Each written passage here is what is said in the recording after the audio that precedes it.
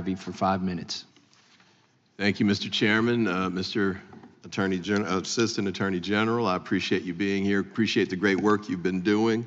It's a great opportunity to have a chance to ask a few questions of you today, but I want to start with a comment. There have been a couple of my colleagues who've talked about the Google case, and I join those views. I think those are tough cases. And I know a lot of times when people come and testify before the Judiciary Committee here, wins and losses end up being sort of how people get measured. But this is one where I thought it was important to take it on. You might lose it. I mean, it's a very tough case, but I don't want to put bad mojo on you. You might win it as well.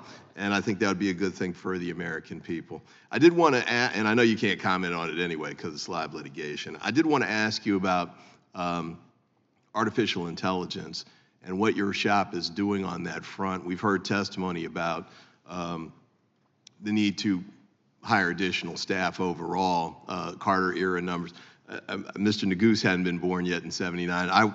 Those were good days for me. I remember '79 fondly, but I did want to ask you about that because in your testimony you mentioned that you're hiring more scientists. But it seems to me that AI is something that's really moving very rapidly and evolving very rapidly. And I'm always concerned that government isn't able to keep up with that. I want to get your sense of what you're doing to try and address that. Yeah, thank you. So first and foremost, it's important that we understand how the stuff works. And so, you know, AI is a term that's used to describe lots of different things, and machine learning and computer science and in a wide range of areas. There's at the end of the day, anytime you have a significant technological transformation, it creates both opportunities and risk. And so from an antitrust perspective, we are focused on making sure that we are preserving the many wonderful opportunities that can flow from new innovations and new technologies, and so that the marketplace has the opportunity to spread the benefits around to the public broadly.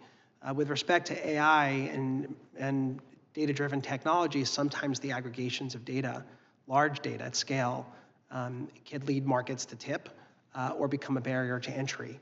And so it's really important that we understand those market realities so that we can apply the law effectively. I did want to ask you about this too, and I'm not a technological. Mr. Massey's an MIT graduate. I had to go to law school instead, but I did want to ask you about the potential of the collusion issue. I guess traditionally in antitrust law, you talk about collusion. We're really thinking about humans communicating with each other, about Mr. Buck had the 6 people having coffee together. With the AI possibility there, where there's information sharing going on that might or might not involve human conduct, that seems like that might be an area that's going to potentially create antitrust issues where you don't have the traditional human communications that you've looked at before. Let me move on to another thing real quick. I think non-compete clauses, have you discussed that already? Yes, we have. And how broad is that? Because that's a big deal for a lot of people who are in industries. Lawyers make sure we don't have non-compete clauses, and you can go from one law firm to another overnight. But for many industries, that's not the case. What are you doing on that? So we have a very active program, both on the criminal and civil dockets, to ensure that we protect workers from non-compete clauses. I'll give you an example that's near and dear to my heart. We weighed in on in a appellate court proceeding in a matter involving a woman who is a fast food worker and had the opportunity to become a manager at another fast food establishment, but was denied that opportunity because of an agreement like the one that you're describing. And in a world where, in an economy where, in a country where upward mobility is the opportunity to succeed on the basis of your hard work and the merits of your hard-earned efforts, the ability to switch jobs and to do so free from anti-competitive restraints is foundational to our freedom.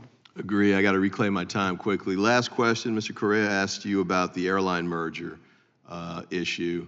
And I guess the question I would raise there, because I think the point he was making was that the department's actions might have been aimed at making sure that there wasn't an impact on reducing competition, but these are two businesses that I guess are struggling economically.